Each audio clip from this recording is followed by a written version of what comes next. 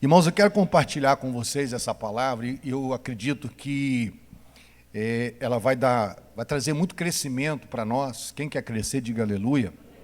Né? E nós vamos falar um pouco sobre a lei, um pouco sobre a graça e um pouco sobre o pecado. Na verdade, desde o capítulo 1 de Romanos, né, Paulo ele vem trabalhando essa questão da lei, essa questão também da graça, por ser ele o pregador dos gentios, né, que não observavam a lei mas por causa da graça. E Paulo vem pregando e dizendo que o fim da lei é Cristo, a justiça de todo aquele que crê. Você pode dar uma aleluia? E essa interpretação ela é um pouco difícil de ser absorvida pelos irmãos da igreja, ou pela igreja. Então nós vamos caminhar um pouquinho para a gente entender. Na verdade, no verso 4 do seu texto, né, a introdução dessa mensagem, nós somos chamados para uma nova vida em Cristo. Aleluia? Quem tem diz, diga amém.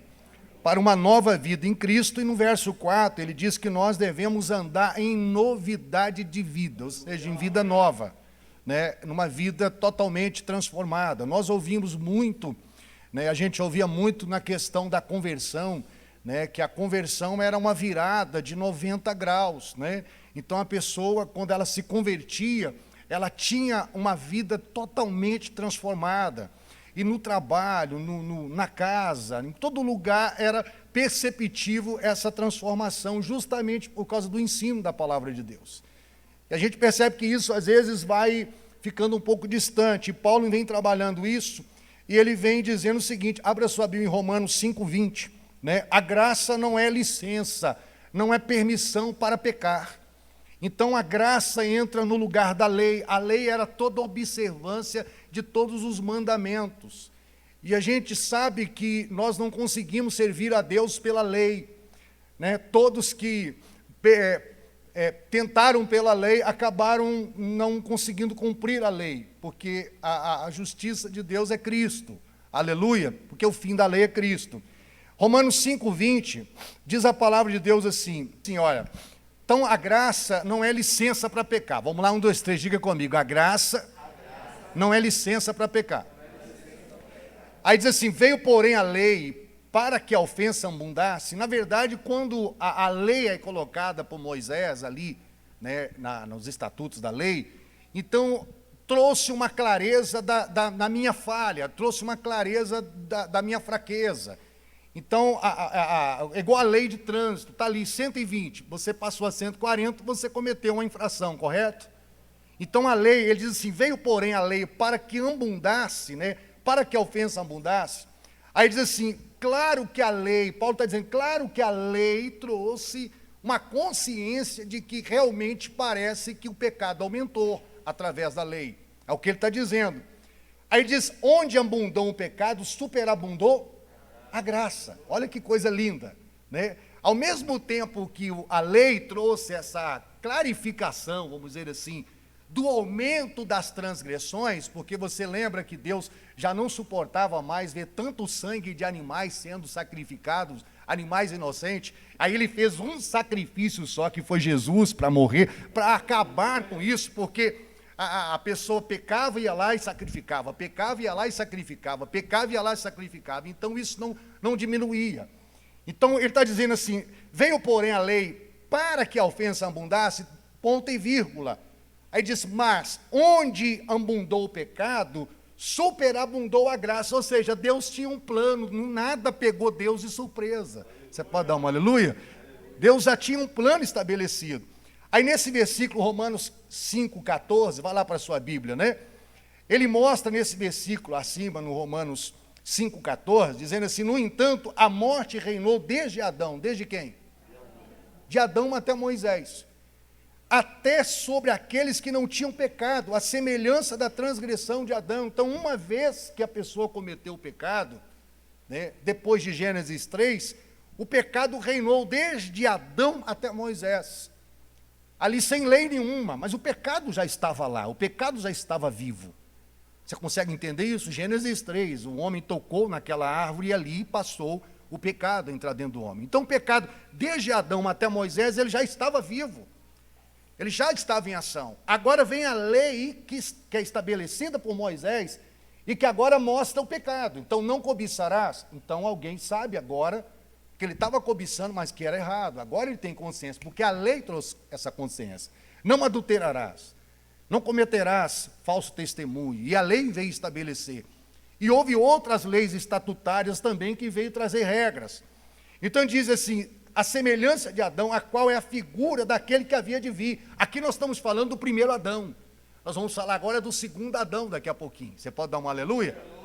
Então, na verdade, o primeiro Adão é aquele que trouxe o pecado. Deus está dizendo, a semelhança do primeiro Adão, aí diz, o qual é a figura daquele que há de vir, porque ele iria apresentar o segundo Adão. O primeiro Adão trouxe a morte, o segundo Adão trouxe a vida. Você pode dar um aleluia? Então ele está dizendo, explicando isso. Então o primeiro Adão era o Adão ali, esposo de Eva. O segundo Adão é o Senhor Jesus. Olha o versículo 17. Porque se pela ofensa de um só, quem? Adão, a morte reinou por esse, uma vez que a criança sai da idade da inocência e ela comete o pecado já entrou.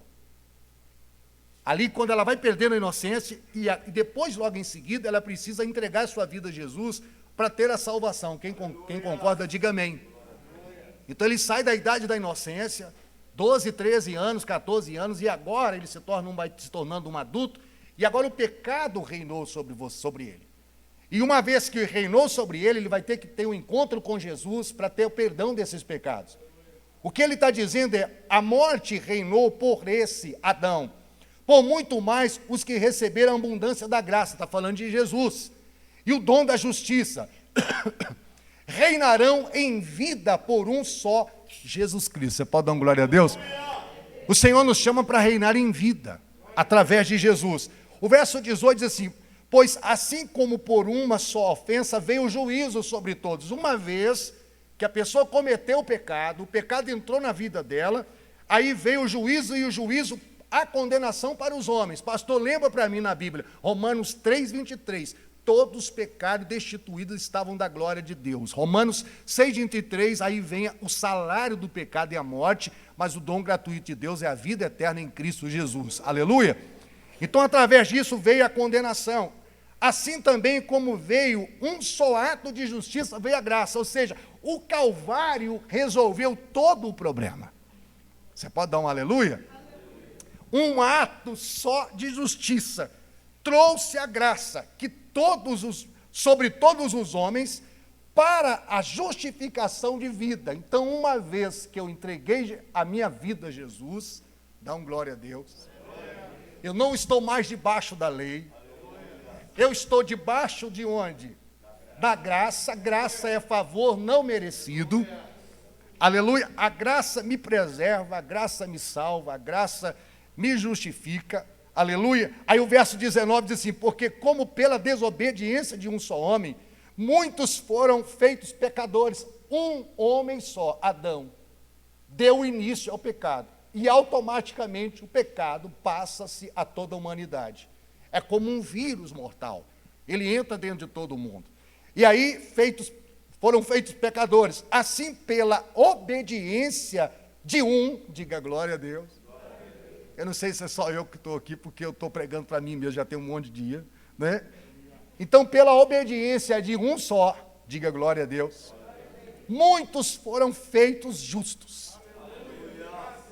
Um só traz o pecado, um só traz a salvação. Um só condena a todos, o outro salva a todos. Você pode dar um amém? Então, pastor, o que a lei implica? Pela existência da lei, fica clara as transgressões. Aonde não há lei, a pessoa fala, eu não sabia que não podia fazer. Então a lei traz, ela clarifica, né, as transgressões. Romanos 7:7 diz assim, que diremos, pois? É a lei pecado? Então dá uma impressão, irmãos, que a lei é ruim. É ou não é? Mas Paulo fala que o mandamento, ele é bom e ele é justo. A lei é para proteção, a lei na verdade, o Hebreus fala que a lei é a sombra dos bens futuros. Deus começa trabalhando com a lei, se diga aleluia, para que quando viesse a graça, você pudesse entender melhor o plano do amor dele, o plano da salvação dele. Mas ele está dizendo aqui no começo, que a gente começou a ler, né, nós vamos pecar por causa da graça? Essa bênção que veio vai ser um motivo para, em vez de nós melhorarmos, nós vamos piorarmos? É o que ele está dizendo, de modo nenhum nós vamos fazer isso. Aleluia? De jeito nenhum. Então, olha o que ele está dizendo. Romanos 7,7. Que diremos, pois? É a lei pecado? De modo nenhum. Então, parece que a lei é uma coisa ruim. Era melhor não ter existido a lei. Mas imagina só, sem a lei. Com a lei já fica difícil. Imagina sem a lei.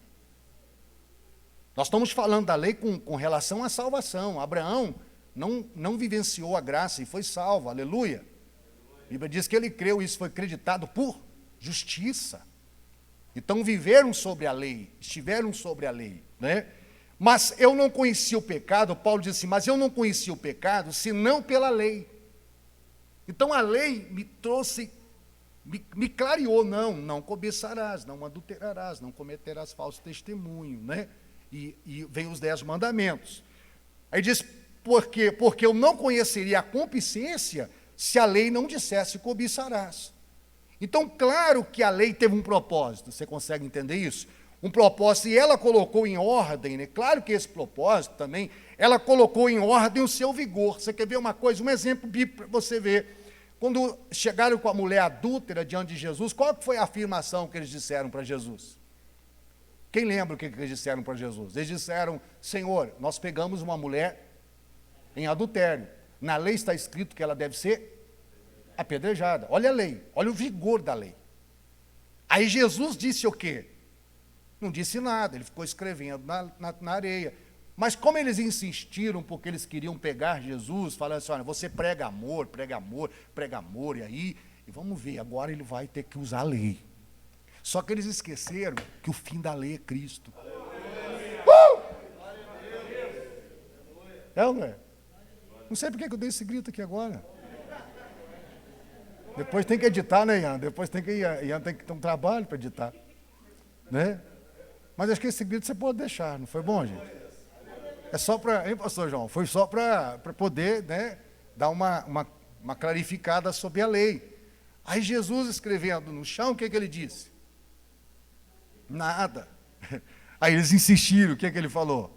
Aí ele levanta e diz, quem não tem pecado, ele diz, todos vocês estão condenados pela lei. Eu vou repetir, porque às vezes você distraiu aí e perdeu. Quando Jesus levanta e diz assim, quem não tem pecado, em Tito, quem não tem pecado, atire a primeira pedra. Ele estava dizendo assim, vocês todos estão encrencados com a lei, mas o fim da lei é Cristo. Aleluia! A justiça de todo que crê. Aí ele diz, aí todo mundo foi soltando a sua pedra, e foi soltando a sua pedra, e ali andando e saindo. Aí Jesus olhou para a mulher e falou assim, cadê os que te condenam? Ela disse, Senhor, não estão mais aqui. Ele falou, nem tão pouco eu. Eu que posso, não te condeno. Vai e não peques mais. Você consegue entender o que é graça, o que é lei? A lei te deixa numa situação muito difícil. Eu errei, eu pequei, eu tenho que ser punido. A graça diz assim, não é pelo que você fez, não é pelo que você é pelo que ele é. Então você está arrependido, estou arrependido. Então você está absorvido. Você já está absorvido. Você pode dar um aleluia? Romanos 10,4, abre a sua Bíblia e diz assim, porque o fim da lei é Cristo. Aleluia? Para a justiça de todo aquele que crê. Se você decidir viver pela lei, diz a palavra de Deus, que você terá que observar todos os mandamentos. Você terá que cumprir todos os mandamentos. Então, se você olhar os mandamentos, você vai ver que é impossível cumprir todos os mandamentos. Por quê? Porque na lei diz, por exemplo, não cobiçarás, não cometerás adultério. Tá. Na lei diz o adultério físico, mas na nova aliança, Jesus diz que é aquele que só de pensar já adulterou com ela. Então ele desobedeceu a lei, você consegue entender isso? Então ele já não conseguiu cumprir a lei. Então a lei, ela é apenas a sombra das coisas que viriam, né? Gênesis 3 mostra para nós a queda que aconteceu quando Adão pecou ali em Gênesis 3, ele desobedece. A palavra pecado no hebraico é a palavra chat, ou chat, alguma coisa assim, que vem da raiz chet, que significa errar o alvo, aleluia, ou mudar de direção, né? A palavra grega para pecado é sair da rota. Então, pecado na nossa vida tem que ser um acidente, é algo que acontece por acaso. Aconteceu, você não estava esperando, não foi premeditado. Aconteceu de repente. Eu preciso perceber isso, porque senão eu faço do pecado uma coisa corriqueira na minha vida. Então o pecado tem que ser errar o alvo, sair da rota. Meu Deus, vou voltar aqui. O carro você está dirigindo, aí você deu uma cochilada e saiu, entrou no meio do mato. Aí você fala, opa, e volta com o carro. Aleluia. A vida cristã tem que ser assim. Eu não sei como é que está a tua vida, mas eu vim trazer uma palavra de Deus para você. A vida cristã tem que ser assim. O pecado é errar o alvo, né? Então eu preciso perceber isso. Romanos 6, do 1 ao 2, voltando para o texto que nós estamos meditando, ele diz: que diremos, pois, permaneceremos no pecado para que a graça abunde? De modo nenhum, nós que estamos mortos para o pecado, como viveremos ainda nele? Olha o verso 14 de Romanos 6. Porque o pecado não terá domínio sobre vós. Quem recebe essa palavra? Você pode dar um glória a Deus? Se nós olharmos pela Bíblia, eu vim para falar a verdade hoje, irmãos. De forma clara nesse texto. Se nós olharmos para a Bíblia, e se alguém está dando desculpa para você, tentando esconder o pecado dele, você pode dizer para ele: isso é um estilo de vida que você escolheu, mas não é o que a Bíblia diz. Não é o que a Bíblia diz. A Bíblia diz assim: o pecado não terá domínio sobre vós, pois não estáis debaixo da lei, não há lei agora, mas debaixo da graça. Diga aleluia. Olha o verso 15: pois que pecaremos porque não estamos debaixo da lei. Então vamos usar agora o contrário. Não, nós não estamos debaixo da lei, a lei foi absolvida com Jesus, ele cumpriu a lei, então nós vamos pecar porque estamos debaixo da lei? Ele diz não. Aí diz: pecaremos porque estamos debaixo da lei, porque não estamos debaixo da lei, mas debaixo da graça. Olha o contexto disso aqui. Por quê? Pecaremos porque não estamos debaixo da lei, mas debaixo da graça. Não, nós estamos no tempo da graça. Você já viu algumas pessoas falando assim nesses últimos tempos? Não, a gente está debaixo do tempo da graça. Mas a graça é uma vizinha, né? Porque não é a graça da Bíblia. É alguém que tem o nome de graça, né? Não é a graça da Bíblia. A graça da Bíblia é um cartão de crédito que eu tenho com Deus, aleluia. Amém? Se por acaso acontecer, aleluia, né? Eu tenho uma graça, eu tenho um favor, mas eu não quero fazer, aleluia. Mas se acontecer, aí diz assim: mas porque nós estamos debaixo da graça, de modo nenhum, diga aleluia. Então nós que estamos em Cristo, morremos para o pecado, aleluia. Aí, olha para mim, você já viu algum morto pecar? Já viu? Você vai chegar lá, a pessoa está no caixão, você fala: você quer tomar uma cerveja? Ele vai tomar? Não vai tomar, porque ele está morto. Então como é que você e eu, que nós dizemos que temos Cristo e continuamos em pecado? Se uma vez que a Bíblia diz que nós estamos mortos para o pecado. Nós estamos mortos para o pecado. Aleluia. Ah, pastor, como é que eu absolvo isso? Isso é espiritualmente, isso é pela fé. Isso é pela fé. É tomado pela fé. Você pode dar um amém? Então essa palavra é muito forte. Dá um glória a Deus aí. Então diga assim: eu estou morto para o pecado. Diga: eu estou vivo para com Deus. O tema dessa mensagem é vivos para Deus e mortos para o pecado. Aleluia. Vivos para Deus. Aí eu quero falar para você o significado da palavra graça no grego e no hebraico. A palavra graça no grego, ela significa, vem da palavra carites, que significa, ou a palavra grega charis, a qual tem o significado, olha, amor incondicional, dom gratuito, favor concedido a alguém, generosidade incondicional. Ou seja, graça é tudo isso que nós estamos ouvindo aqui agora. É o favor não merecido de Deus. E essa palavra graça no hebraico, ela tem uma junção de duas palavras que significam vida e diz assim, aquele que protege a vida. Mas ela tem um outro significado, cercado, protegido. Quando você tem a graça de Deus, você está cercado, você está protegido. Você pode dar uma aleluia? Você tem o favor incondicional de Deus, você tem o amor de Deus na sua vida. Isso tudo é a palavra graça. Aí, para a gente finalizar e entender melhor, Efésios 2, 8 e 9. Abra sua Bíblia aí. A salvação, ela é unicamente pela graça. Dá um glória a Deus. Diz assim, pois vocês são salvos pela graça. Diga aleluia. Então ninguém é salvo pela lei, é salvo pela graça. Por meio de quê? Olha na sua Bíblia, por meio de quê?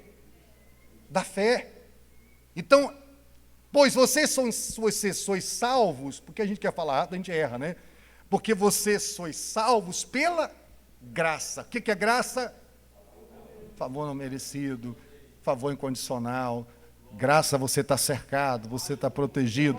Você quer ver? Eu vou explicar para você. Você lembra quando Paulo ficou orando para que Deus tirasse o espinho na carne dele? O que Jesus falou para ele?